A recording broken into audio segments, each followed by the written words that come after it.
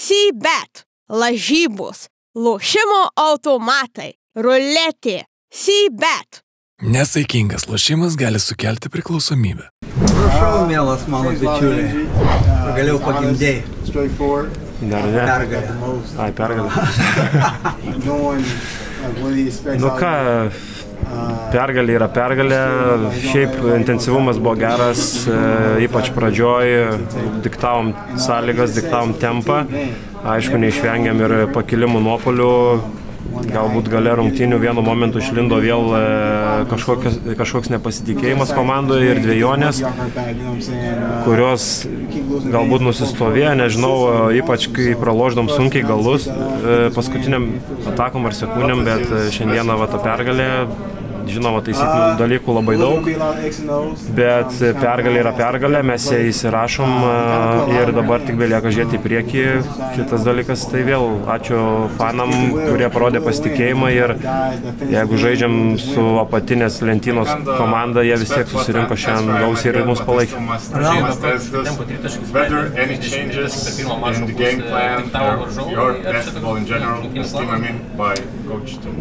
Dalis rungtynių plano buvo pagreitinti šiek tiek žaidimą.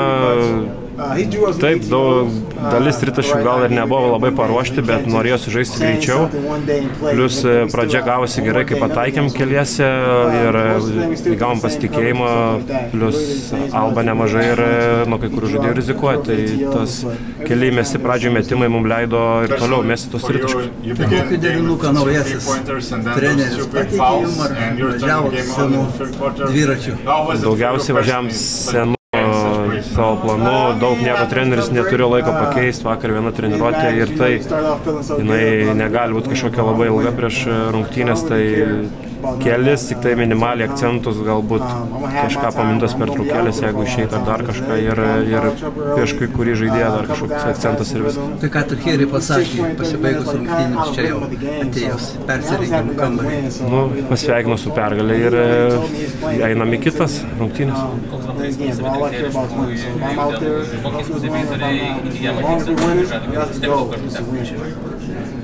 Tai manau įspūdis lygiai toks pat kaip ir jūsų, galbūt visų, arba kažkaip krepšinio gerbėjų, pasižiūrint konferencijas visas ir viską.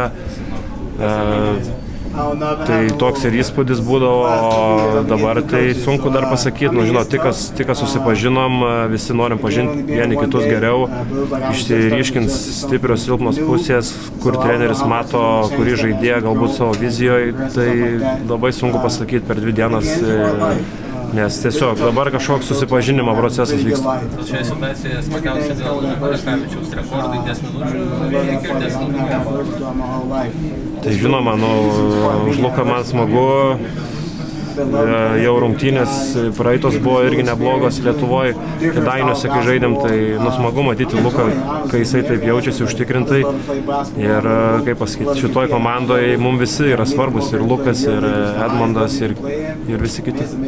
Kaip galbūt tas vedimas rungtynių Trinkėrių, kuo jisai galbūt skirtingas lyginant su Maksvyčiu, kaip atrodė iš jūsų perspektyvos? Aš kaip sakiau, norėjo treneris didesnio tempo šiandieną žaisti greičiau, tai toks pagrindinis ir skirtumas. Žinot, viską pamatai, kai kažkaip sekasi gerai, tai gerai, jeigu pralaimi blogiau, tada vėl kažką pamatai. Tai sunku labai, žinot, spręs dabar. Tai treneris pats supranta, kad buvo tai pirmos rungtynės, daug jisai nieko nekeitė, pasitikėjo to, ką turim, leido mums žaisti, leido mums improvizuoti kažkiek savo tos derinius, labai daug nesikišo į sakykime, pakankamai nesikišo. O kitus dalykus, tai sakau, po minutės per trūkėlės dar kažkur kažką savo įvedė. Ar Alba pagerino savo žaidimą, ar tenai geriau žaidė namuose? Aš manau, sugrįžimas Albos buvo gale, kai vienu momentu iškutė stigo mums pasitikėjimo ir kaip sakiau pradžioj savo interviu šito, kad galimai galėjo būti iš senesnių rungtynių, ypač pabaigos, kai mums nepasisekė, dingo kažkur pasitikėjimas, neužtikrintumas, prasidėjo Alba, įmetė 2 tritaškius greitus ir tiesiog praradom mes visą momentumą, kurį jie išnaudoja, bet galų gale džiaugiamės, sakau, kad gale pavyko sužaisti tai pabaigti. Labai daug laiko Žalgiryje praleido Šarūno Jasikevičiaus, ar tas jo Trinkėrio tas toks ekspresyvumas galbūt kažkiek lyginasi su šiuo treneriu? Galbūt panašumų galima surasti, žinoma, bet vienodinti, žinoma, kad nesinori, bet matosi, kad treneris įdomi asmenybė ir tikrai nusiteikęs daug pateikti taktinių dalykų. Kokie jausmai galbūt užplūdo dėl Kazio Maksvyčio atleidimo? Nu, žinot, daug kas jau irgi kalbėjo, aš irgi tą patį irgi esu sakęs, kad, vėlgi, ta profesija ir tą patį sakė naujasis mūsų treneris, negailestinga yra ir galų gale, jeigu nėra pergalės ženkliuko turnyriniai lenteliai, visada atsisuka į trenerį, tokia yra profesija.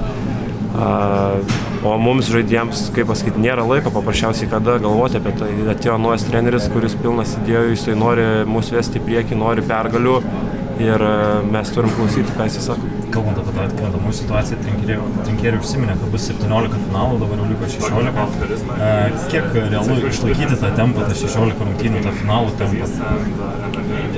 Pirmas žingsnis kažkoks dėtas, bet sakau, viską dar pamatysime eigoje, vienos tik rungtynės sužaistos, tikrai yra daug dalykų, kur galėtume būti geresni ir tuo pačiu treneris šiandieną pats savo akim galėjo gyvai pamatyti, tai laiko kaip ir nėra daug treniruotėm, bet bandysim tuos dalykus taisyti būtent rungtynėse, sekančios Prancūzijoje. Vėlgi, jeigu norim svajoti apie atkrintamąsias, įkrintamąsias, norisi pergalės. C-Bet, lažybos, lošimo automatai, ruletė, C-Bet. Nesaikingas lošimas gali sukelti priklausomybę.